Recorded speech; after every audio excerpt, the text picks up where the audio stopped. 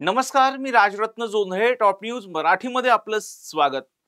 स्थानिक स्वराज्य संस्थांच्या निवडणुकीच्या तयारीसाठी सर्वच राजकीय पक्ष हे जोरदार तयारीला लागलेले दिसताना मनसे अध्यक्ष राज ठाकरे आणि उद्धव ठाकरे यांची मागील 3 महिन्यांमध्ये तब्बल 7 वेळा भेट झालेली आहे. त्या अनुषंगानं आगामी स्थानिक स्वराज्य संस्थांच्या निवडणुकीच्या अनुषंगानं हे ठाकरे बंधू एकत्र येताना दिसत आहेत. परंतु महाविकास आघाडीमध्ये काँग्रेसचे प्रदेशाध्यक्ष असणारे हर्षवर्धन सपकाळ असतील किंवा ठाकरे गटाचे खासदार संजय राऊत यांची एकमेकांच्या विरोधात सातत्याने वक्तव्य येताना पाहायला मिळत आहेत. त्याच अनुषंगानं महाविकास आघाडीमध्ये वादाची ठिणगी पडलेली आहे का, आणि दुसऱ्या बाजूला हेच ठाकरे बंधू एकत्र आल्याच्या नंतर कुठेतरी महायुतीमध्ये धास्ती आहे का, याच अनुषंगानं आपण चर्चा करणार आहोत. आणि या चर्चेमध्ये माझ्यासोबत आहे माझा सहकारी संकेत देशपांडे. संकेत, बघतोय की ठाकरे बंधूंची मागील 3 महिन्यामध्ये तब्बल 7 वेळा भेट झालेली आहे. ठाकरे बंधू एकत्र येताना दिसत आहेत, तर दुसरीकडे महाविकास आघाडीमध्ये कुठेतरी वादाची ठिणगी पडलेली दिसते. निश्चित राजरत्न, जर आपण पाहिलं तर ठाकरे बंधूंची युती, जी काही संभाव्य युती आहे, या संभाव्य युतीचे फटाके दिवाळीपूर्वीच महायुती आणि महाविकास आघाडीत फुटायला कुठेतरी सुरुवात झाल्याचं आपल्याला पाहायला मिळत आहे. कारण मनसे अध्यक्ष राज ठाकरेंच्या सातत्याने उद्धव ठाकरेंसोबत किंवा उद्धव ठाकरेंकडून मनसे अध्यक्ष राज ठाकरे यांच्या सातत्याने होणाऱ्या भेटी, या सगळ्या भेटीमुळे राज्याच्या राजकारणामध्ये कुठेतरी ठाकरे बंधू एकत्र येणार, ठाकरे बंधूंची युती होणार, अशा साधारणतः चर्चा ज्या आहेत त्या सुरू असल्याचं पाहायला मिळतंय. 2 दिवसांपूर्वी राजरत्न, ज्यावेळी आपण हा विषय घेऊन सगळा ठाकरे बंधूंच्या युतीच्या अनुषंगाने चर्चा करत होतो, त्यावेळी एक स्टेटमेंट असं आपण केलं होतं की ठाकरे बंधूंची युती हा केवळ राजकारणाचा विषय नाही, तर अनेकांसाठी तो भावनिक देखील विषय आहे. आणि त्यामुळं आता ठाकरे बंधूंच्या युतीची चर्चा सुरू झाल्यानंतर अर्थातच महाराष्ट्राचं राजकारण त्याच्यावरून तापणार हे जवळपास निश्चित होतं, किंवा तशी सुरुवात देखील झाल्याचं आपल्याला पाहायला मिळत आहे. मग बघ, काँग्रेसने मनसेला प्रस्ताव दिला नाही किंवा मनसेने महाविकास आघाडीला कुठला प्रस्ताव दिला नाही, तरी काँग्रेस प्रदेशाध्यक्ष हर्षवर्धन सपकाळे सांगून मोकळे झाले की महाविकास आघाडीला आता कुठल्याही भिडूची गरज चौथ्या भिडूची गरज नाही. आम्ही आमचे सक्षम आहोत, मनसेबरोबर युती करायचा आता काही प्रश्नच येत नाही. तिकडे लगेच मनसे नेते संदीप देशपांडे प्रतिक्रिया देऊन मोकळे झाले की आम्ही तुम्हाला प्रस्तावच नाही दिलाय अजून. आणि त्यानंतर सुद्धा आपण पाहिलं राजरत्न, तर केंद्रीय निवडणूक आयोगाच्या विरोधात, निवडणूक अधिकाऱ्यांच्या विरोधात, निवडणूक प्रणालीवर, मतदार याद्यातला घोळ आणि वोट चोरी हे सगळे मुद्दे घेऊन राहुल गांधी ऑल इंडिया पातळीवर ज्यावेळी लढतायत, देश पातळीवर ज्यावेळी लढतायत, त्यावेळी महाराष्ट्रात सुद्धा विरोधी पक्षांनी प्रयत्न केला. विरोधी पक्ष एस चोकलिंगम आणि दिनेश वाघमारे यांना जाऊन भेटले. 1 दिवस नाही, 2 दिवस जाऊन भेटले. पण या दोन्ही दिवसांमध्ये जर तू पाहिलंच राजरत्न, तर काँग्रेस प्रदेशाध्यक्ष हर्षवर्धन सपकाळ आणि काँग्रेसचे माजी प्रदेशाध्यक्ष नाना पटोले या सगळ्या प्रक्रियेमध्ये कुठेच नव्हते.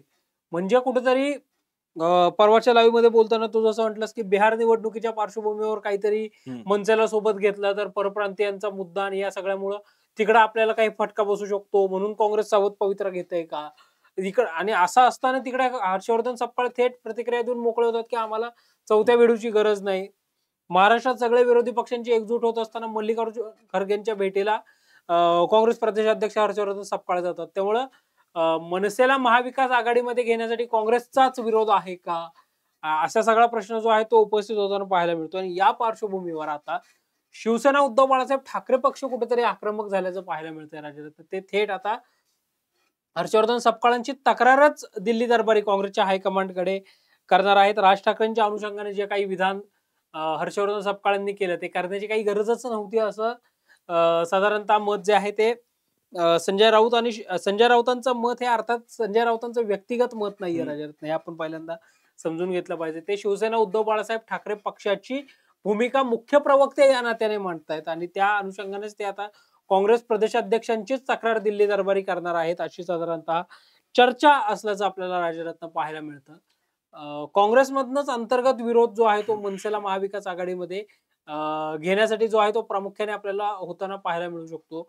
एक संभाव्य फॉर्म्युला जो काही येतो, काँग्रेस जर बाहेर राहिलं तर मग शिवसेना उद्धव बाळासाहेब ठाकरे पक्ष, महाराष्ट्र नवनिर्माण सेना आणि राष्ट्रवादी काँग्रेस पार्टी, शरदचंद्र पवार पक्ष, अशी एक संभाव्य युतीची जी आहे ती शक्यता आपल्याला पाहायला मिळत होती. त्या संभाव्य युतीची झलक आपल्याला गडकरी रंगायतन ते ठाणे महानगरपालिका, हा जो काही शिवसेना उद्धव बाळासाहेब ठाकरे पक्ष आणि महाराष्ट्र नवनिर्माण सेनेने काढलेला मोर्चा होता, ज्या मोर्चाला ऐन वेळी राष्ट्रवादी काँग्रेस पार्टी शरदचंद्र पवार पक्षाने पाठिंबा दिला आणि या व्यासपीठावर जाऊन जितेंद्र आव्हाड यांनी धडाकेबाज भाषण देखील केलं राजरत्न. त्यामुळे कुठेतरी या सगळ्या चर्चा सुरू झाल्याचं पाहायला मिळतंय.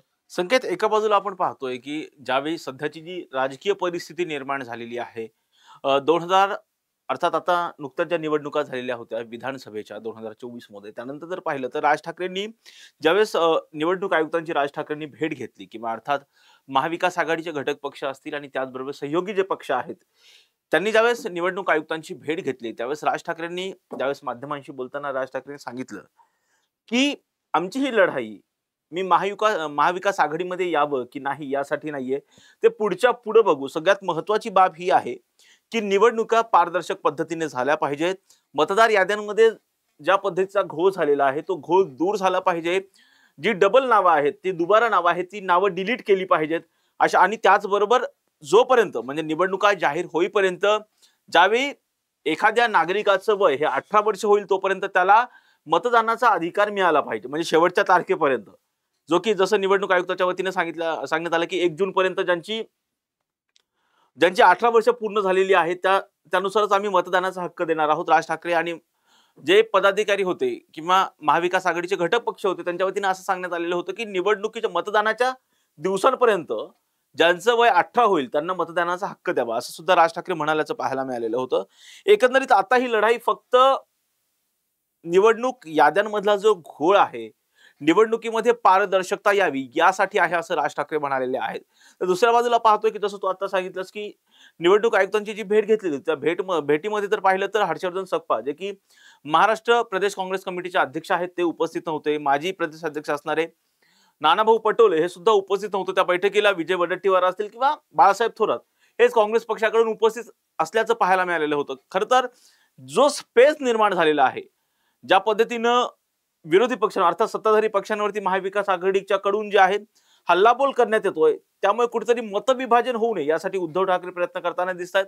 तर दुसऱ्या बाजूला काँग्रेस प्रदेश अध्यक्षांची जी विधानं आहेत त्यामुळे कुठेतरी एखादा सहयोगी पक्ष महाविकास आघाडीमध्ये जोडला जाण्याच्या आधीच कुठेतरी मतभेदातून तो दूर जाईल अशा पद्धतीची परिस्थिती कुठेतरी काँग्रेस पक्षाकडून किंवा काँग्रेसचे जे प्रदेश अध्यक्ष आहेत हर्षवर्धन सपकाळ यांच्याकडून निर्माण होतीये असं वाटतंय का? निश्चित राजरत्न अशीच काहीशी स्थिती पाहायला मिळते. आता हर्षवर्धन सपकाळ त्या बैठकीला का नव्हते किंवा हर्षवर्धन सपकाळ पत्रकार परिषदेला का नव्हते असं उत्तर जर एखाद्या काँग्रेस नेत्याला, असा प्रश्न जर एखाद्या काँग्रेस नेत्याला एखाद्या माध्यमकर्मीने विचारला तर ते गुळगुळीत घासून झालेलं उत्तर जे आहे ते आपल्याला ऐकायला मिळेल की बाळासाहेब थोरात हे आमचे सिनियर लीडर आहेत आणि काँग्रेस प्रदेशाध्यक्ष हर्षवर्धन सपकाळ हे दिल्लीत आमच्या बैठकीसाठी राष्ट्राध्यक्षांना भेटण्यासाठी गेले होते, त्यामुळे ते नव्हते. वास्तविक पाहता राजरत्न काँग्रेस प्रदेशाध्यक्ष जर त्या बैठकीला आले असते तर एक कोरम जे आहे ते पूर्ण झालं असतं. बाळासाहेब थोरातांना काय आपला विरोध आहे अशातला विषय नाही. बाळासाहेब थोरात हे सिनियर लीडर आहेतच.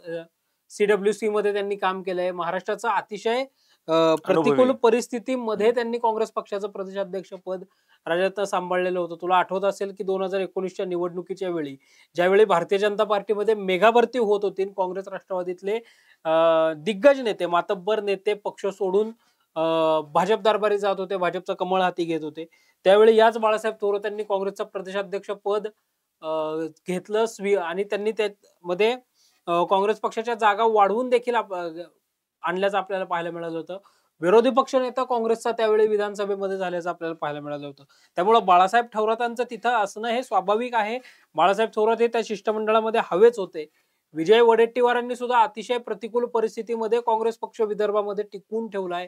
काँग्रेस पक्षाची ताकद वाढवली आहे. विरोधी पक्ष नेते म्हणून विधानसभेमध्ये चांगली भूमिका मांडलेल्या आहेत आणि मंत्रिपद सांभाळत असताना सुद्धा कुठलेही वाद होऊ न देता त्यांनी मंत्रिपदाला सुद्धा त्यांच्या योग्य न्याय दिलेला आहे. त्यामुळे विजय वडेट्टीवार तिथं होते, बाळासाहेब थोरात तिथं होते, हे ओके आहे. मात्र काँग्रेस प्रदेश अध्यक्ष म्हणून हर्षवर्धन सपकाळांचं तिथं उपस्थित असणं हे गरजेचं होतं. हर्षवर्धन सपकाळांनी तिथं जाणं उपस्थित होतं. आता राष्ट्रवादी काँग्रेस पार्टी शरदचंद्र पवार पक्षाकडून शशिकांत शिंदे हे प्रदेशाध्यक्ष म्हणून तिथे उपस्थित होतेच ना, जरी जयंत पाटील हे तिथे उपस्थित होते तरी. जितेंद्र आव्हाड हे त्या ठिकाणी होते. जितेंद्र आव्हाड सेकंड विंग मध्ये आपल्याला उद्धव ठाकरेंच्या पाठीमागे बसल्याचंही आपण पाहिलं. शिवसेना उद्धव बाळासाहेब ठाकरे पक्षाकडूनही स्वतः उद्धव ठाकरे होते, आदित्य ठाकरे होते, अरविंद सावंत होते खासदार जे आहेत ते. असे सगळे नेते असताना काँग्रेसने तिथं जाणं गरजेचं होतं आणि नानाभाऊ पटोले तर पुण्यातल्या खडकवासल्याचं जे चिंतन शिबिर होतं त्या चिंतन शिबिरातही दिसले नाहीत. अलीकडे काँग्रेसच्या कुठल्या बैठकांनाही ते फारसे दिसत नाहीत. एक मध्यंतरी झालेली पॉलिटिकल अफेअर कमिटीची बैठक जर आपण सोडली तर फारसे ते तिथे दिसतही नाहीत. त्यामुळे नाना पटोले नेमके आहेत कुठं असाच एक प्रश्न सध्या पाहायला मिळतोय. आणि दुसरा प्रश्न जर आपण तुझा जसा होता राजरत्न, जसं काँग्रेसला या सगळ्याची कुठे कशाची धास्ती वाटते, तर अर्थातच महाराष्ट्र नवनिर्माण सेनेने घेतलेल्या काही मराठी अस्मिताच्या मुद्दे असतील, भूमिपुत्रांच्या नोकरीचे मुद्दे असतील किंवा परप्रांतीयांविषयी मनसेने घेतलेली भूमिका असेल, ही कुठेतरी काँग्रेसला अडचणीची वाटत असावी. शिवाय जर चौथा भिडू महाविकास आघाडीत आलाच तर आपली बार्गेनिंग पॉवर कमी होते की काय अशी भीती सुद्धा काँग्रेसच्या शीर्षस्थ नेतृत्वाला वाटत असावी. त्यामुळं मनसेला अगोदरच ते विरोध करून मोकळे झाले. ज्यावेळी की अजूनपर्यंत कुठला प्रस्तावच आला नाही, अशा वेळी आमचा थेट तुम्हाला विरोध आहे, महाराष्ट्र नवनिर्माण सेनेची काय चौथ्या भिडूचीच महाविकास आघाडीला गरज नाही, असं थेट प्रतिक्रिया देऊन आपली बार्गेनिंग पॉवर कायम राखण्यासाठीचा प्रयत्न कुठेतरी काँग्रेसकडनं होतोय का, असा प्रश्न सुद्धा इथं या निमित्तानं पडावा अशी स्थिती आहे. राजा संकेत, कुठेतरी मतविभाजनाचा फटका बसू नये आगामी स्थानिक स्वराज्य संस्थांच्या ज्या निवडणुका आहेत किंवा आपल्यासोबत एखादा घटक पक्ष अधिकचा ऍड व्हावा, त्याचा समावेश व्हावा या दृष्टिकोनातून, आणि महाराष्ट्रामध्ये जशा पद्धतीचं राजकारण आपण पाहिलं की ठाकरे बंधूंचं राजकारण असेल किंवा शिवसेनेचं राजकारण, अर्थात एकसंध शिवसेना होती ज्यावेळेस बाळासाहेब ठाकरेंनी शिवसेनेचे शिवसेना प्रमुख होते, त्यावेळेस जर आपण पाहिलं तर राज ठाकरे आणि उद्धव ठाकरे ज्यावेळेस एकत्र होते, एकाच पक्षामध्ये शिवसेनेमध्ये होते, एकसंध शिवसेनेमध्ये होते, त्यावेळेस आपण पाहिलं की शिवसेनेची वेगळी ताकद होती. ज्यावेळेस 2006 मध्ये राज ठाकरे हे बाहेर पडले, त्यांनी स्वतःचा महाराष्ट्र नवनिर्माण सेना हा वेगळा पक्ष स्थापन केला आणि शिवसेनेचे कार्य अध्यक्षपद जे आहेत ते अर्थात उद्धव ठाकरे यांना देण्यात आलं. आणि त्यानंतर जर पाहिलं तर जवळपास 21 वर्षाच्या नंतर हे ठाकरे बंधू एकत्र आले. ज्यांच्यामध्ये साधा विस्तव जात नव्हता ते ठाकरे बंधू एकत्र आले, फक्त एकाच मुद्द्यांवरती एकत्र आले. डिप्लोमसी होऊ लागली, डिनर डिप्लोमसी होत होती. आणि त्याचबरोबर जर पाहिलं तर आपण 21 वर्षानंतर एकत्र आले. कोणत्या मुद्द्यावरती एकत्र आले तर मराठीच्या मुद्द्यावरती एकत्र आले. कोणता मराठीचा मुद्दा? ज्यावेळी शालेय अभ्यासक्रमामध्ये हिंदी सक्तीचा निर्णय राज्य सरकारच्या वतीने घेण्यात आला, त्यावेळी मराठी माणसासाठी, मराठी अस्मितेसाठी हे दोन्ही ठाकरे बंधू एकत्र आले. वरळी डोम मध्ये आपण त्यांची सभा सुद्धा पाहिली आणि वेगळ्या पद्धतीचं असं त्यांचं ग्रँड एंट्री सुद्धा झाली, महाराष्ट्रानं अनुभवली. आणि त्यानंतर राज्याच्या राजकारणामध्ये खूप वेगळ्या पद्धतीचे चित्र त्यावेळी पाहायला सुद्धा मिळालेलं होतं. नंतर वारंवार जर पाहिलं तर साधाला प्रतिसाद दोन्ही पक्षांकडून मिळत गेला. अशा वेळी जर पाहिलं तर आता आगामी स्थानिक स्वराज्य संस्थांच्या निवडणुका आहेत आणि विशेषतः मुंबई महापालिकेची निवडणूक ही शिवसेनेसाठी अत्यंत महत्वाची आहे. उद्धव ठाकरे यांच्यासाठी अत्यंत महत्वाची निवडणूक आहे. त्या निवडणुकीमध्ये मराठी मतही विभाजित जाऊ नयेत या अनुषंगाने उद्धव ठाकरे प्रयत्न करताना दिसतात. उद्धव ठाकरेंची शिवसेना प्रयत्न करताना दिसते. कुठेतरी दोन्ही ठाकरे बंधूंचं मनोमिलन व्हावं यासाठी जर पाहिलं तर एकीकडे बाळ नांदगावकर असतील, दुसऱ्या बाजूला संजय राऊत आहेत, हे प्रयत्न करताना दिसतात. अशा वेळी काँग्रेस पक्षाची भूमिका, अर्थात काँग्रेस पक्षाची येणारी वक्तव्य, त्यामुळे कुठेतरी या ठाकरे बंधूंमध्ये कुठेतरी मतभेद निर्माण होतात की काय अशी चर्चा सुद्धा आता पाहायला मिळत आहे. संकेत, आणि त्याचबरोबर जर पाहिलं तर नुकतंच संजय राऊत यांनी जे वक्तव्य केलेलं होतं काही म्हणजे 2 दिवसांपूर्वी जे वक्तव्य केलेलं होतं, त्या वक्तव्याचं त्यांना स्पष्टीकरण सुद्धा द्यावं लागलेलं आहे की राज ठाकरे स्वतः काँग्रेस सोबत असणाऱ्या महाविकास आघाडीमध्ये येण्यासाठी इच्छुक आहेत. तेव्हाच संजय राऊत आजारी असताना सुद्धा त्यांना कुठेतरी एक्सप्लेनेशन द्यावं लागलं, त्यांना स्पष्टीकरण द्यावं लागलं. राज ठाकरेंना फोन करावा लागलेला होता. आणि अशामुळे कुठेतरी अशा पद्धतीचे वक्तव्य होऊ नयेत. महाविकास आघाडीमध्ये येणारा कोणता घटक पक्ष असेल तर तो आधीच पक्ष बाहेर जाऊ नये या अनुषंगाने त्यांना स्पष्टीकरण द्यावं लागलेलं आहे. संकेत, दुसऱ्या बाजूला जर पाहिलं तर महायुतीमध्ये सध्या काय चर्चा आहे, महायुतीमध्ये सध्या काय चाललंय? महायुतीमध्ये राजरत्न जर आपण पाहिलं तर कुठेतरी ज्या दिवशी ठाकरे बंधूंमध्ये एक चर्चा झाली, ज्या चर्चेला उद्धव ठाकरे हे शिवतीर्थावर गेले, सोबत संजय राऊत, अनिल परब होते, त्याच दिवशी रात्री शिवसेनेकडनं 21 जणांची यादी येते मुख्य कार्यकारिणीची मुंबई महानगरपालिकेसाठी. एकनाथराव शिंदे मुख्य नेते, त्यांच्या खालोखाल रामदास कदम, आनंदराव अडसूळ, मीनाताई कांबळे, शीतल म्हात्रे, श्रीकांत शिंदे, गजानन कीर्तीकर अशी दिग्गज यादी नेते त्या सगळ्या यादीमध्ये असतात. आणि मुंबई महानगरपालिकेसाठी आपली कशी तयारी सुरू झाली हे शिवसेनेकडनं दाखवण्यात येतं. आज जर आपण पाहिलं तर मुंबईचा महापौर शिवसेनेचाच असे बॅनर तिथं लागल्याचं आपल्याला पाहायला मिळतंय. भाजपकडनं विजयी संकल्प मेळावा मध्यंतरी घेण्यात आला, ज्याच्यामध्ये भाजपचे मुंबई अध्यक्ष अमित भास्करराव साटम यांनी मुंबईचा महापौर जर शिवसेना उद्धव बाळासाहेब ठाकरे पक्षाचं सरकार पुन्हा आलं तर मुंबईचा महापौर खान होऊ शकतो असं म्हणत मुंबईची महानगरपालिका निवडणूक कोणत्या मुद्द्यावर भाजप लढवेल याची झलक साधारणतः दाखवून दिली. तिकडं अजित पवारांच्या राष्ट्रवादी काँग्रेस पक्षानं माजी मंत्री, माजी आमदार नवाब मलिक यांच्या नेतृत्वाखाली निवडणूक व्यवस्थापन समिती गठीत केली. दर आठवड्याला इकडं आमदार खासदारांच्या बैठका जशा दर मंगळवारी राष्ट्रवादीच्या होत आहेत अजित पवारांच्या अध्यक्षतेखाली, तसा तिकडे मुंबईमध्ये नवाब मलिकांच्या अध्यक्षतेखाली दर आठवड्याला निवडणूक व्यवस्थापन समितीची बैठक जी आहे ती होताना आपल्याला पाहायला मिळते. त्यामुळं मुंबई महानगरपालिकेसाठी सगळ्याच पक्षांसाठी प्रामुख्यानं राजरत्न मुंबई महानगरपालिका ही महत्वाची आहे. जरी महायुती म्हणून आता वाटत असलं, देवेंद्र फडणवीस असतील, एकनाथराव शिंदे असतील, अजित पवार असतील, हे प्रत्येक वेळी जरी म्हणत असले तरी की मुंबई महानगरपालिकेची निवडणूक आम्ही एकत्र महायुती म्हणून लढू आणि महायुतीचा महापौर बसू. आताची स्थिती पाहता महायुती होईल का किंवा युती होईल का ही खरी साशंकता आहे. जसं पुण्याच्या बाबतीमध्ये आपण ठामपणे म्हणू शकतो की पुणे महानगरपालिकेची निवडणूक भाजप, राष्ट्रवादी आणि शिवसेना तीनही पक्ष स्वबळावर लढतील अशी आत्ताची स्थिती आहे. आई निवडणुकीच्या वेळी काय होऊ शकतं हे निवडणुकीच्या गणितांवर अवलंबून असेल. मात्र मुंबई महानगरपालिकेत खरंच युती होतीये का हे पाहणं महत्वाचं आहे. आताची स्थिती पाहताना भाजपने जी काही 2022च्या निवडणुकीसाठीच जी काही रणनीती आखली होती 100% भाजपची, ती पाहता भाजप बार्गेनिंग आपली कमी करून घेईल का किंवा जागा वाटपामध्ये भाजपच मोठा भाऊ राहील आणि मग त्या दृष्टिकोनातनं प्रयत्न जे आहेत ते केले जातील. मात्र ठाकरे बंधूंच्या युतीच्या चर्चेमुळं कुठेतरी सगळ्याच पक्षांमध्ये एक धास्ती निर्माण झाल्याचं पाहायला मिळतंय. मग ते पक्ष महाविकास आघाडीतले असोत किंवा महायुतीमधले असोत, कुठेतरी भाजप तर 24/7 राजरत्न निवडणूक मोडमध्ये असणारा पक्ष आहे. म्हणजे एक निवडणूक झाली की दुसरी निवडणूक. राजरत्न विधानसभेची निवडणूक झाली, विधानसभेच्या निवडणुकीचे निकाल लागले, 137 जागा भारतीय जनता पार्टीने जिंकल्या आणि त्याच वेळी भारतीय जनता पार्टीचे तत्कालीन प्रदेशाध्यक्ष चंद्रशेखर बावनकुळेंच्या डेस्कवर एक कागद होता. तो कागद कुठला होता तर भाजपच्या सदस्य नोंदणीच्या अनुषंगानं, स्थानिक स्वराज्य संस्थांच्या निवडणुकांच्या रणनीतीच्या अनुषंगाने कागद होता आणि मग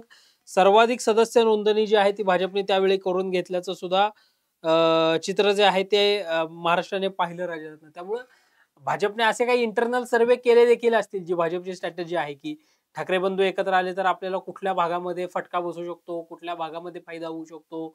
मग जे काही मराठी मतदार असणारे कांदिवली पूर्व, कांदिवली पश्चिम, माहीम, दादर असे जे काही भाग आहेत त्या भागात आपल्याला कितपत फायदा होऊ शकतो, असे सगळे इंटरनल सर्वे भाजपने केले असावेत. आणि ज्याचं काल एक प्रतिबिंब आपल्याला पाहायला मिळालं की ज्या जिल्ह्यात पालकमंत्री आहे त्या जिल्ह्यात सुद्धा मंत्र्यांनी सक्रिय व्हावं. ही कुठेतरी ग्राउंड स्ट्रॅटेजी भाजप आखताना आपल्याला पाहायला मिळत आहे. एकनाथ शिंदे स्वतः बैठकांवर बैठका तिकडे घेताना पाहायला मिळत आहे. तिकडं आपण जसं म्हटलं तसं नवाब मलिक बैठकांवर बैठका घेताना पाहायला मिळत आहे. तिकडं वर्षा गायकवाड काँग्रेसकडनं बैठका घेताना आपल्याला पाहायला मिळत आहे. आणि काँग्रेसचा एक मुंबई काँग्रेसचा एक इंटरनल सूर असा आहे राजरत्न की आता बस आपण एकला चलोरेची भूमिका घेऊ मुंबई महानगरपालिकेमध्ये आणि आपण तिथं स्वबळावर लढूया. तिकडे ठाकरे म्हणशील तर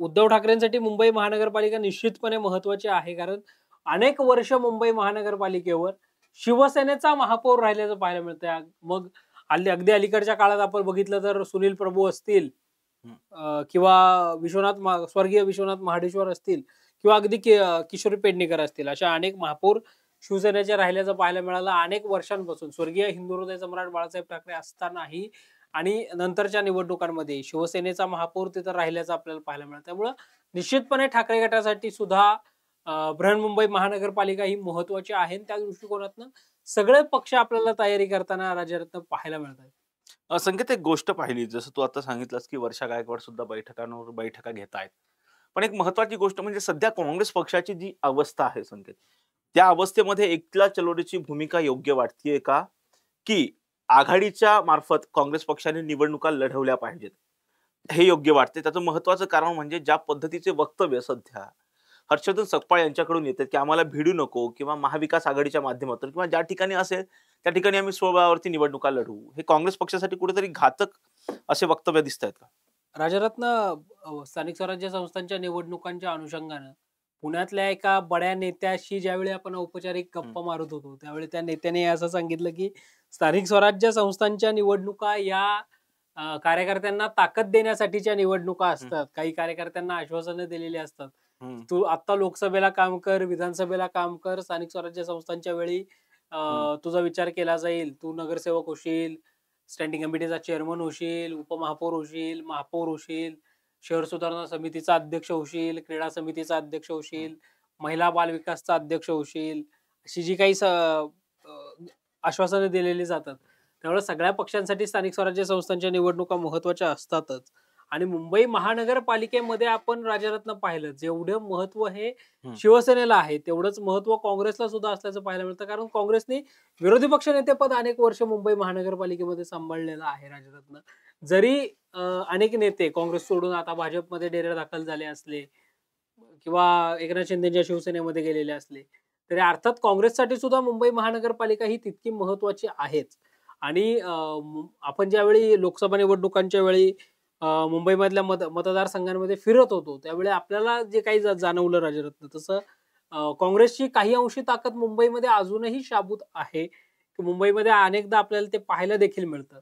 त्यामुळं मुंबई महानगरपालिका स्वबळावर लढणं आणि आपली ताकद दाखवून देणं आणि मग त्या बेसवर महाविकास आघाडीमधली सुद्धा आपली बार्गेनिंग पॉवर वाढवणं हे अर्थातच काँग्रेससाठी महत्वाचं आहे. काँग्रेस ती व्यूहरचना निश्चितपणे आखेल राजरत्न. कारण आता सुद्धा अगदी ज्या दिवशी सर्वोच्च न्यायालयाने सांगितलं की 31 जानेवारी 2026 पर्यंत स्थानिक स्वराज्य संस्थांच्या निवडणुका झाल्या पाहिजेत आणि निवडणुकांचे निकाल सुद्धा लागले पाहिजेत, त्याच वेळी काँग्रेसने मुंबईसाठी सुद्धा वर्षा गायकवाडांच्या नेतृत्वाखाली कार्यकारिणी जाहीर केली, प्रवक्ते जाहीर केले आणि एक आता मुंबई महानगरपालिकेची निवडणूक कशा पद्धतीने काँग्रेस लढेल हे काँग्रेसने दाखवून दिलं होतं राजरत्न. त्यामुळे मुंबई महानगरपालिकेत काँग्रेस स्वबळावर लढेल अशी आत्ताची तरी शक्यता आहे. संकेत, काल आपण पाहिलं की ज्यावेळेस पत्रकार परिषद झाली, अर्थात महाविकास आघाडी आणि सहयोगी पक्षांची निवडणूक आयुक्तांची भेट घेतल्याच्या नंतर जी पत्रकार परिषद झाली, त्यानंतर पाहिलं तर बाहेर राज ठाकरे असतील, त्याचबरोबर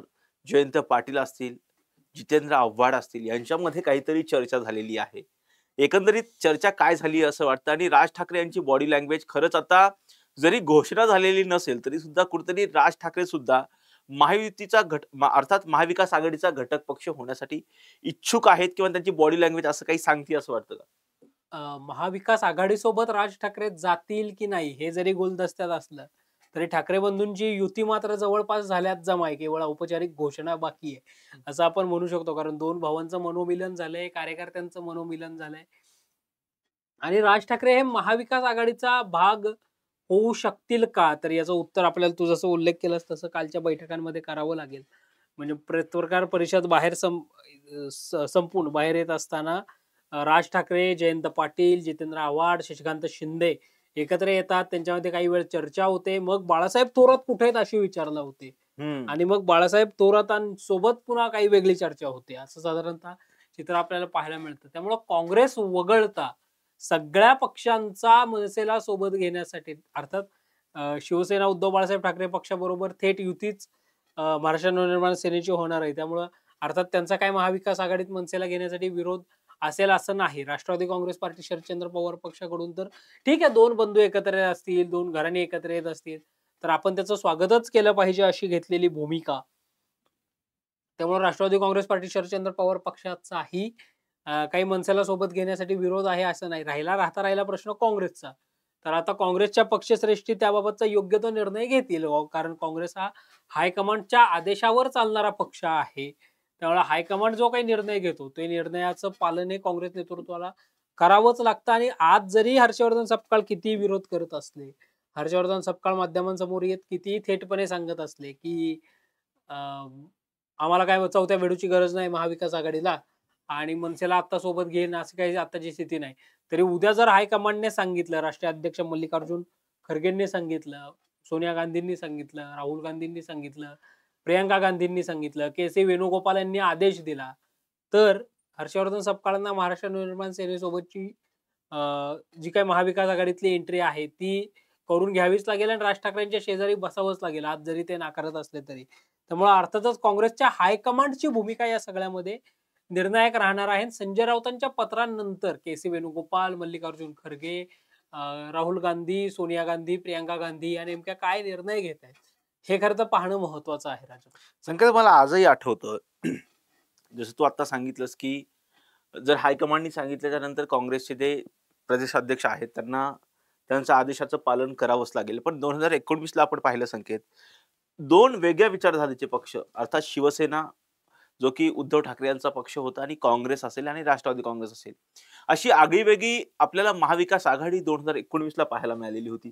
त्यावेळी सुद्धा असंच बोललं जात होतं की काँग्रेस पक्ष सत्तेमध्ये सहभागी होणार नाही, काँग्रेस पक्ष शिवसेनेसोबत जाणार नाही. त्यावेळेस मला आताही आठवतं की कुठंतरी इंटरनल अशी ज्यावेळेस पक्षश्रेष्ठींशी काँग्रेसचे त्यावेळेसचे तत्कालीन जे नेते होते, अशोक चव्हाण असतील किंवा इतर जे नेते होते, ते असं म्हणत होते की आता जर आपण सत्तेमध्ये सहभागी झालो नाही तर काँग्रेस पक्ष फुटू शकतो, काँग्रेस पक्षामध्ये मोठी फूट पडू शकते. अशा वेळी शेवटच्या टप्प्यामध्ये कुठेतरी काँग्रेस पक्ष महाविकास आघाडीमध्ये सहभागी झाला आणि आगळेवेगळे चित्र महाराष्ट्रानं पाहिलं. न भूतो न भविष्यती अशी युती अर्थात महाविकास आघाडी त्यावेळी स्थापन झाली. उद्धव ठाकरे राज्याचे मुख्यमंत्री झाल्याचं आपल्याला पाहायला मिळालेलं होतं आणि यामध्ये सर्वात महत्वाची भूमिका कोणी बजावलेली होती त्या काळामध्ये तर ती संजय राऊत यांनी बजावलेली होती. संजय राऊत यांनी थेटपणे शरद पवार यांची भेट घेऊन त्यांना कशा पद्धतीची युती होऊ शकते, आघाडी होऊ शकते असं सांगितलेलं होतं आणि सोनिया गांधींना समजावण्याचं काम, कशा पद्धतीने ही आघाडी महत्वाची आहे याची सगळी जबाबदारी शरद पवार यांनी घेतल्याचं आपल्याला पाहायला मिळालेलं होतं.